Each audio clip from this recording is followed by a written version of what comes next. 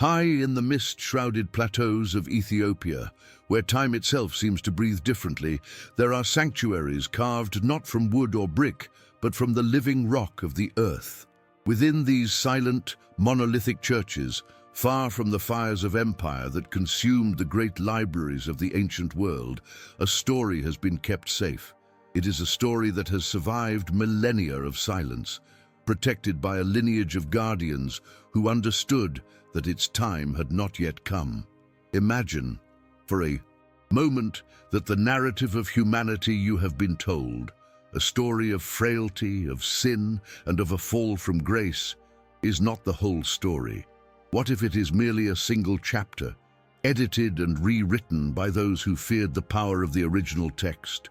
From the heart of this ancient land, a whisper is now turning into a call, an echo of a sealed prophecy that speaks not just of our future, but of a sacred origin that was stolen from our memory. This is not a tale of myth or legend in the way we have been taught to understand them. It is anchored in the living history of the Ethiopian Orthodox Tewahedo Church, a tradition whose roots run deeper than the foundations of Rome, tracing its spiritual bloodline back to Solomon and the Queen of Sheba. While the world accepted a canon of scripture curated and constrained by political councils, these mountain guardians preserved a more expansive collection of sacred knowledge, the Meshafer Kedus. It contains books of profound cosmic revelation, texts like the Book of Enoch, which were deliberately cast out, deemed too dangerous for a population that was meant to be controlled, not awakened. In the highlands of East Africa, this ancient wisdom was not lost. It was waiting. It was protected within a living sanctuary, a testament to a version of our spiritual history that the rest of the world was forced to forget. Have you ever felt it? That quiet, persistent sense that something profound is missing from the stories we tell ourselves about who we are and why we are here. A feeling of spiritual homesickness for a place you cannot name. What if that feeling is not a flaw or a fantasy, but an ancestral memory, a faint signal from a forgotten legacy buried deep within your own essence? The great schism that occurred centuries ago was not merely theological, it was a severing of humanity from its own divine potential. A great spiritual purge was enacted, a moment when a rich, vibrant understanding of our cosmic nature was trimmed down to a single, controllable thread. The knowledge of our innate divinity was replaced with a doctrine of inherent unworthiness, creating a void that could only be filled by external authority. This is the hidden mystery we are here to explore. The story of what was concealed in the Ethiopian highlands is the story of what was stolen from all of us. The sealed prophecy is not a prediction of fire and doom falling from the sky. It is a revelation so fundamental that it threatens to dismantle the very foundations of our perceived reality. It speaks of a time before the forgetting, when humanity knew itself not as a fallen creation, but as a celestial consciousness, a spark of the infinite source temporarily veiled in flesh. This truth was deemed the ultimate heresy because it rendered all systems of control obsolete. If divinity is not a distant prize to be earned, but an intrinsic truth to be remembered, then no institution can stand between you and the cosmos. The time of forgetting is ending. The whispers from those rock-hewn sanctuaries are growing louder, carried on the winds to a world that is finally ready to listen. This channel is a journey into the heart of that revelation. We will walk through the corridors of suppressed history, decode the symbols of ancient wisdom, and piece together the magnificent truth of our human story. This is a quest not for information, but for remembrance. If the echo of this lost truth resonates within your soul, if you feel the call to uncover what was hidden, then your journey of awakening has already begun. Subscribe now and join us as we unseal the prophecy and reclaim the forgotten legacy of our shared divinity. To understand the prophecy, we must first journey back in time, not to a field of battle or the throne room of a king, but to the quiet, rarefied air of the Ethiopian highlands. This is a land that breathes a different history, while the nascent Roman Empire was forging its identity through conquest and assimilation. A unique spiritual ecosystem was flourishing in East Africa, protected by the formidable geography of mountains and plateaus.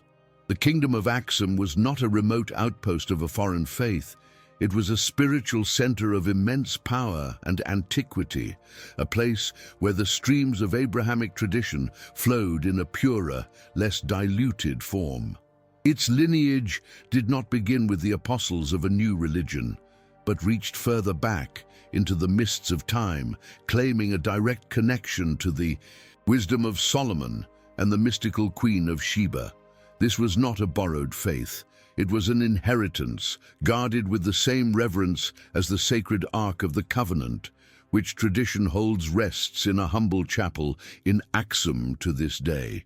This very land became a living sanctuary, a fortress of memory against the coming age of forgetting. Within this sanctuary, the ultimate treasure was not gold or precious stones, but knowledge. The sacred texts preserved here, known collectively as the Meshaphe, Kedus, represent a library of the soul that the Western world never knew. While councils and synods in the West debated which books to include in their canon, trimming and editing the divine narrative to fit a political agenda, the Ethiopian scribes continued their sacred task of preservation. Their Bible was not a curated collection of 66 books, but an expansive testament of up to 81, containing works of profound cosmological importance that were systematically branded as heresy and cast out by the architects of imperial religion. Chief among these was the Book of Enoch, a text so visionary, so radically different in its depiction of humanity's origin and destiny, that it posed an existential threat to the new order being constructed. It spoke not of a simple garden and a single transgression, but of celestial beings, of cosmic knowledge given to humanity, and of a divine potential woven into the very fabric of our creation. What truths did this book hold that were deemed too luminous, too empowering for the common person to know? The conflict that sealed this prophecy away was not fought with swords, but with ink and ideology. The stage for this great spiritual purge was set in the 4th century CE at the Council of Nicaea. History remembers it as a moment of unification, a council that brought order to a fractured faith. But from the perspective of this hidden knowledge, it was a hostile takeover of the human spirit. In the cold marble halls of Nicaea, a new story was being written. A story where humanity was small, born in sin, and utterly dependent on an external hierarchical structure for salvation. To achieve this, any text that suggested otherwise had to be eliminated. The rich, diverse tapestry of early spiritual understanding, with its mystical currents and personal pathways to the divine, was cut down to a single, controllable thread. The goal was not truth, it was conformity. The architects of this new system understood a simple principle. To control people, you must first control their story of who they are. And so, the Book of Enoch, along with other texts that spoke of our celestial heritage, was cast into the shadows. Its crime was its message of empowerment. It described a humanity that had communed with angels, that had been gifted with knowledge of the stars, and whose potential was limited not by an original sin, but by a forgetting of its original light. This was the ultimate heresy to a system that required a population of supplicants, not a civilization of potential gods. A narrative of innate divinity renders the gatekeeper obsolete. If the kingdom of heaven is truly within you, then no emperor, no priest, and no institution can stand between you and the source. Why was the knowledge of our own divine potential considered so dangerous that an empire had to orchestrate its erasure? Because a being who remembers their cosmic origin cannot be easily enslaved. They cannot be controlled by fear or shame, for they carry the light of creation within them, while the libraries of Alexandria burned and the decrees of Nicaea echoed across the Roman world. A different story was unfolding in the high solitude of the Ethiopian mountains. Here, the guardians of the flame continued their work in defiance of the world's forgetting. In candlelit cells carved from living rock, monks and scribes painstakingly copied the forbidden texts, preserving the ancestral wisdom in the ancient Ge'ez script. Their work was not merely an act of scholarship. It was an act of sacred rebellion. They were protecting a seed of truth, keeping it safe in the fertile darkness of their sanctuary until the world was ready for it to be planted once more. The magnificent rock-hewn churches of Lalibela, sunk deep into the earth, were not just places of worship. They were fortresses of knowledge, arks of memory designed to withstand the flood of ignorance that was sweeping across the globe. They were a promise, etched in stone, that the full story of humanity would not be lost forever. For centuries, this knowledge remained dormant, a silent secret kept by a lineage of initiates. But the universe conspires for its truths to be known, and a time comes when even the most deeply buried secrets must surface. In recent times, whispers have begun to emerge from these remote monasteries. Cryptic fragments from newly translated codices have found their way into the hands of scholars and mystics, hinting at a message far more profound than a simple historical record. These fragments do not speak of the past in a conventional sense. They are filled with symbolic language, celestial maps, and verses that seem to be a form of spiritual technology, a guide for reawakening a dormant aspect of human consciousness. The mystery begins to unfold not as the discovery of a lost book, but as the slow decoding of a divine blueprint.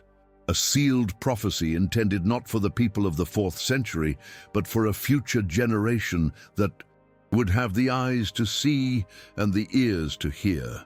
This is the true nature of the conflict, the great schism that has defined our spiritual history. It is not a battle between a benevolent God and a fallen humanity.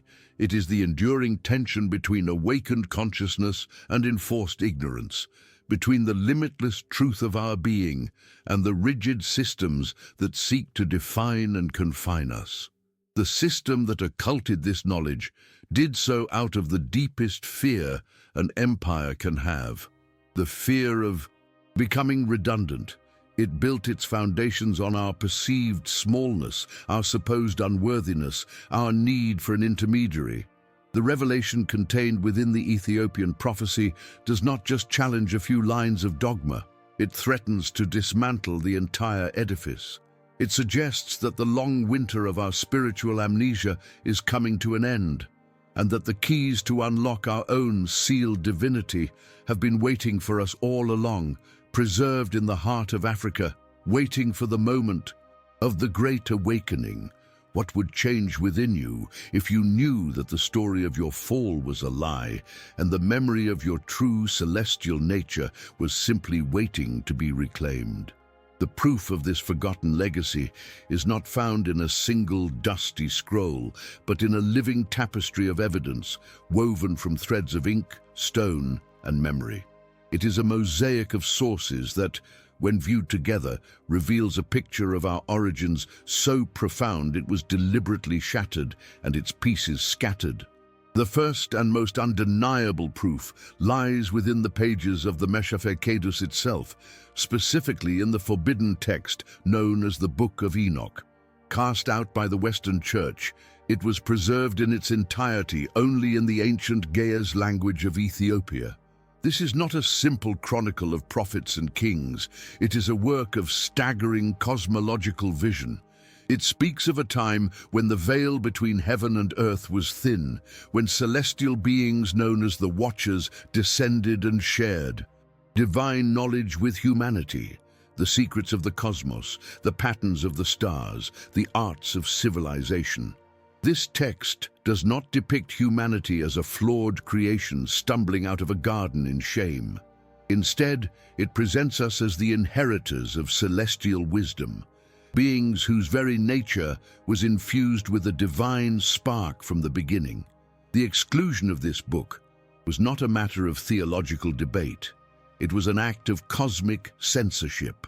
It was the tearing out of the first, most empowering chapter of our story, leaving us with a narrative of guilt instead of a legacy of light. But the evidence extends far beyond a single manuscript.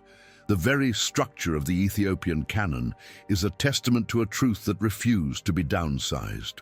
While the Roman Western tradition settled on a carefully curated collection of 66 books, the Ethiopian Orthodox Church held fast to an expansive library of up to 81. This includes other profound texts, like the Book of Jubilees, which offers a different timeline of creation, one measured in cosmic cycles rather than linear days, hinting at a universe far older and more complex than the simplified story we were given. This expanded canon is not an anomaly. It is the original, unedited director's cut of our spiritual history. It represents a stream of knowledge that flows from a deeper, more ancient source, a source that the architects of empire sought to dam and divert. Each additional book is a silent witness, a preserved fragment of a much larger truth, testifying to the fact that the version of reality we inherited was intentionally incomplete. Why would a system dedicated to divine truth feel the need to edit the divine library? What were they so afraid we would discover in those missing pages? The written word, however, is only one current in this river of truth. For every scribe who copied a sacred text in a stone-hewn cell, there was a lineage of mystics who carried the knowledge in a vessel that could never be burned or banned, the human soul. This is the evidence of the oral tradition, a living current of ancestral memory passed down through chants, meditations, and secret teachings whispered from master to disciple in the cool, rarefied air of the highlands. This unwritten wisdom speaks not in literal histories, but in the language of symbols, archetypes, and spiritual frequencies. It contains the keys to interpreting the coded language of the prophecy, explaining that the Watchers were not merely external beings, but symbolic representations of higher states of consciousness accessible to humanity. It teaches that the fall was not a moral failure, but a descent into a denser state of forgetting, a sealing away of our own inner light. This oral law is the soul of the written scripture, the breath that animates the ink. It has survived because it is not stored on a shelf, but in the rhythm of a heartbeat and the cadence of a prayer, a form of knowledge occulted from the eyes of empire, but alive. In the hearts of its guardians, beyond the ink and the breath, the proof is etched into the very skin of the earth. The great rock-hewn churches of Lalibela are more than architectural marvels. They are a form of symbolic scripture carved in stone. Unlike cathedrals that reach for the sky, these sanctuaries are sunk deep into the ground, carved from the bedrock downwards. This is a profound architectural statement.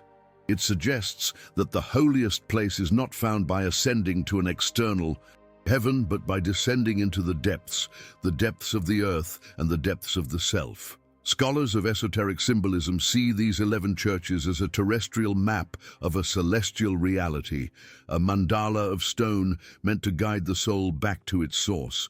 Their orientation aligns with constellations, their passageways mimic spiritual journeys, and their very existence, hidden in the heart of the mountains, is a metaphor for the divine truth hidden within each human being. They are not merely places of worship.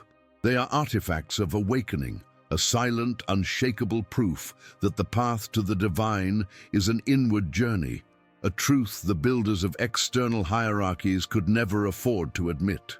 This pattern of suppression was not unique to Ethiopia. It was the global strategy of the architects of control. The burning of the great library of Alexandria was not an accident of war, but the deliberate destruction of a world of pluralistic knowledge. The systematic hunting down and condemnation of the Gnostic Gospels across the Mediterranean Texts that spoke of a direct, personal knowledge of God, or gnosis, reveals the same agenda.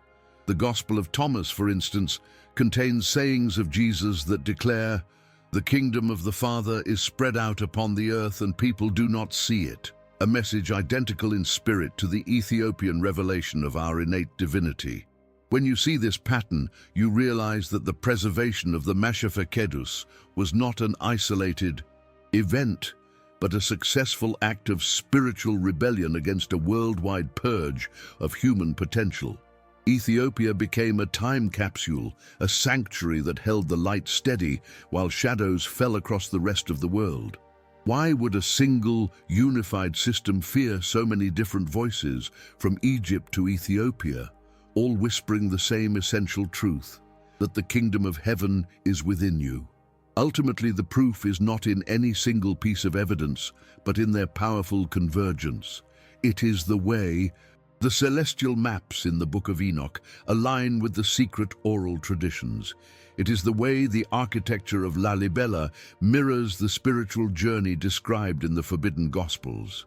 It is the undeniable historical fact that a system rose to power by simplifying, editing, and erasing spiritual texts that celebrated humanity's divine potential.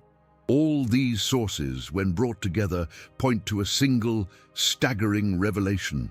A great truth was hidden, not because it was false, but because it was too powerful. It was a truth that would have set humanity on a completely different course, one of inner authority and conscious evolution. This knowledge survived not by chance, but by sacred design, protected by a lineage that understood its ultimate purpose. It was being saved for a future time, for a generation that would be ready to hear it. A generation that would finally have the courage to ask what the prophecy truly means, not for the world of the past, but for the world of now. This is where the trail of stone and ink turns inward, where the ancient mystery ceases to be a story about the past and becomes the living, breathing truth of your present moment. The evidence laid before us, the forbidden books, the oral traditions, the stone sanctuaries, are not relics to be studied from a distance. They are mirrors. They are instruments of remembrance, designed by our most distant ancestors to reflect a light that was forced into hiding deep within the human spirit. For this great truth, the one deemed so dangerous by the architects of empire, was never truly erased. It could not be. You cannot destroy a star by refusing to look at it. You can only create a world of artificial darkness, and it is in that inherited darkness that humanity has been wandering, carrying a forgotten sun within its own heart. Have you ever felt it? A quiet, persistent ache in the center of your being, a sense of profound displacement, as if you are a traveler far from home with no memory of the journey or the destination. This is the spiritual wound of the great forgetting. It is the consequence of a story that begins with our smallness, our unworthiness, our fall. For centuries we have been told that we are broken from the start, that the divine is a distant external power to be appeased, and that our purpose is to seek salvation from a condition we never chose. This narrative created a void, a spiritual famine that no worldly success or material comfort can ever truly fill. It is a hunger for a memory, the memory of our own light. The system that occulted this knowledge knew that a soul convinced of its own emptiness is a soul that can be controlled, forever seeking outside of itself for the power that has always resided within. The sealing of the prophecy was therefore not just a historical event that happened in a distant council chamber. It was an internal schism, a severing of the conscious mind from the deep cosmic memory held within our very cells. The greatest victory of the architects of control was not in burning a library, but in convincing the soul to build its own cage, to police its own borders, and to mistake the walls of its prison for the edges of the universe. They taught us to fear our own depth, to distrust our intuition, and to view any spark of inner divinity as the whisper of arrogance or delusion.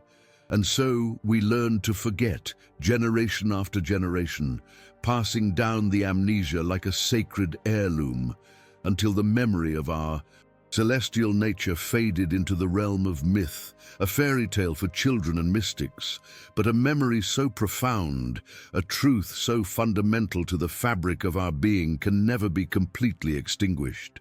It can only be made dormant. And now, in this very era, something is stirring. Why now? Why, after so many centuries of silence, are these echoes returning? Look around you. Feel the pulse of the world. A great unraveling is underway. The old structures, the old stories, and the old certainties are beginning to fracture. This is not a sign of collapse, but of a great thaw. The long winter of our spiritual amnesia is coming to an end.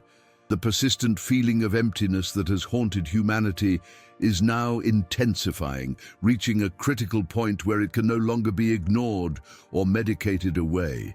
It is becoming a roar, a collective soul cry for the truth that was taken from us. What if this global unrest, this deep questioning of everything we have been told, is the sound of the seal beginning to crack? This is why the prophecy resonates so deeply today. It speaks directly to the awakening seeker in each of us, the part of you that has always known there was more to this life than the script you were handed.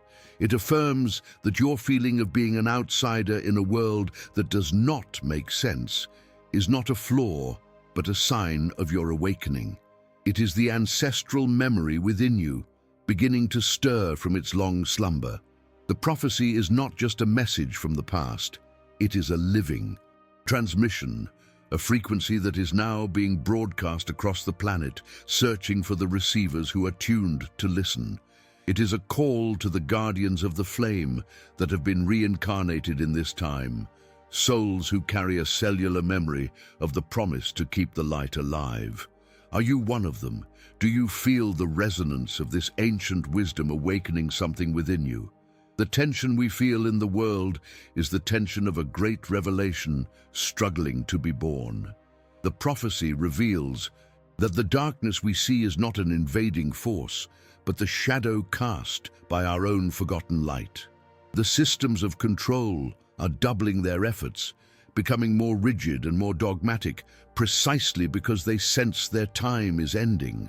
They are the gatekeepers of an empty tomb, and they know that humanity is beginning to remember that the divine was never buried there in the first place. The knowledge preserved in Ethiopia is more than a historical account.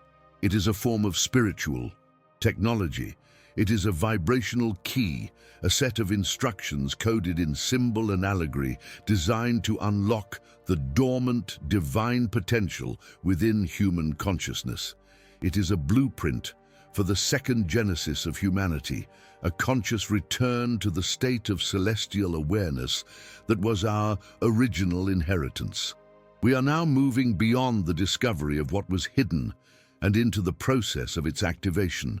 The journey from this point forward is no longer about looking back at a forgotten history, but about stepping into a remembered future. The secrets kept safe in those rock-hewn sanctuaries were not meant to be admired as artifacts. They were meant to be lived. They are the catalyst for the most profound transformation imaginable, the unsealing of the human soul. We stand at the threshold of a revelation so immense that it will not just rewrite our history books, but will redefine what it means to be human. What if the prophecy is not a text to be read, but a door that is now, finally, beginning to open? And what if the key has been in your possession all along? For centuries, the search for the prophecy's meaning has been a journey outward. We have looked to the stars for a sign, to the shifting sands of geopolitics for a pattern, to ancient calendars for a date that would mark the great cataclysm or the promised return. Humanity, conditioned by a narrative of external salvation, has been waiting for a savior to descend from the clouds or a cataclysm to fall from the heavens. This was the expectation, the final act of a divine play written by an unseen hand, Scholars and theologians have debated the literal meaning of its cryptic verses, treating the prophecy as a locked room, believing that if they could only find the right historical key, the door would swing open and reveal the future.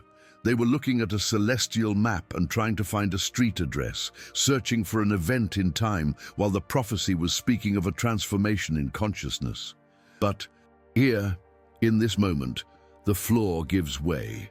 This is the turning point, the revelation that does not add a new chapter to the story, but sets the entire library on fire. As linguists, mystics, and quantum physicists began to look not at the words themselves, but at the vibrational patterns and symbolic structures within the Ge'ez text, a staggering truth emerged. The seal of the prophecy was never a lock to be broken. It was a frequency, a resonance field that kept a certain knowledge dormant. And the prophecy itself is not a prediction. It is a set of instructions. It is a divine technology, a spiritual science for reactivating a dormant aspect of the human being that has been asleep for millennia. The unsealing is not a future event to be witnessed. It is a present moment process to be initiated. The revelation is this: the prophecy is a guide for the conscious reawakening of our celestial DNA. The knowledge preserved by the Ethiopian guardians describes a time before the Great Forgetting, when humanity operated with a fully activated bio-spiritual system, a consciousness that was multidimensional and directly connected to the cosmic source. The fall was not a moral transgression, but a cataclysmic event that caused a partial shutdown of this system, a descent into a lower density of perception. Our divine blueprint was not destroyed, but it was sealed away, placed in a state of hibernation to protect it from the dissonant frequencies of a world plunged into fear and separation. The prophecy, therefore, is the long-awaited user manual for bringing this system back online, not in some distant future, but here, now, within the vessel of the human body. This single revelation sends a shockwave back through all of history, recasting every spiritual narrative we have ever been told. The miracles performed by prophets and masters were not supernatural interventions from an external God. They were demonstrations of what is possible for a human being with a partially reactivated system. The saints who could levitate, the yogis who could control their autonomic functions, the mystics who could perceive other realms. They were not exceptions to the human condition. They were reminders of its forgotten potential. They were pioneers who had intuitively stumbled upon fragments of this lost science. The entire edifice of religion, built on the premise of our separation from God, becomes a monument to a misunderstanding. It was created to manage a population that had forgotten its own divinity, a system that becomes obsolete the moment we remember how to access the power that was sealed within us. The symbols now come alive with a new luminous meaning. The Ark of the Covenant, protected in Axum, was never just a golden box containing stone tablets. It is a profound physical metaphor for the human body itself. The true Ark, the sacred vessel designed to carry the divine frequency, the living law of creation within our very cells. The rock-hewn churches of Lalibela, carved downward into the earth, are not just places of worship. They are architectural mandalas, blueprints for the inward journey required to unseal this potential. To enter them is to enact the process of descending into the depths of one's own being to find the hidden temple within. The entire Ethiopian tradition, with its chants, rituals, and sacred geometries, is revealed to be a finely tuned system of resonance, designed to gently awaken the sleeping codes. In the human spirit, what does this mean for you now in this moment? It means that the signs of the prophecy's fulfillment are not in the headlines or in the sky. They are within you. That persistent feeling of being homesick for a place you have never been. That deep yearning for a truth you can feel but cannot name. The increasing number of synchronicities in your life. the growing dissatisfaction with a world that feels shallow and devoid of magic. These are not signs of your brokenness. They are the symptoms of the awakening. They are the first stirrings of the dormant system beginning to power on. The ancestral memory is pushing against the seal, and the prophecy is the resonant key that gives it permission to open. Have you felt these stirrings? Have you noticed the quiet call from the depths of your own soul, inviting you to remember something magnificent? This is the precipice of the Great Awakening. The knowledge is no longer just a story about the past. It has become a living map for the future of humanity. But a map is not the territory. The revelation of the prophecy's true meaning is only the beginning. It provides the coordinates and the destination, but it does not walk the path for us. The process of unsealing is a conscious choice, an act of profound spiritual courage that each individual must undertake for themselves. The architects of control built a world designed to keep us distracted, afraid, and looking outward for answers. The prophecy calls us to do the opposite, to turn inward, to become silent, and to begin the sacred work of remembering who we really are. The knowledge has been preserved for millennia for this exact moment in time. The guardians have completed their task. Now, the question is no longer what the prophecy says, but what we are willing to do with it. And so, we arrive at the end of one journey and the beginning of another. We have walked through the mists of the Ethiopian highlands, stood in the silent presence of stone-hewn sanctuaries, and felt the weight of manuscripts that hold a truth too luminous for a world shrouded in shadow. The path has led us here to this final, precipitous moment of revelation. The prophecy unsealed is not a chronicle of what is to come, but a mirror reflecting what has always been. It does not speak of a God descending from the heavens to save us. It speaks of the God within, awakening from a long and troubled sleep. The greatest secret ever kept is not hidden in a vault or buried beneath the sand. It is you. It is the celestial blueprint encoded in your very being, the dormant memory of a light so vast that entire empires were built to convince you of its absence. This is the climax of our story, but it is the genesis of yours. The age of looking outward for saviors is over. The time of turning inward to reclaim our own divinity has begun. The entire tapestry of our hidden history now resolves into a single,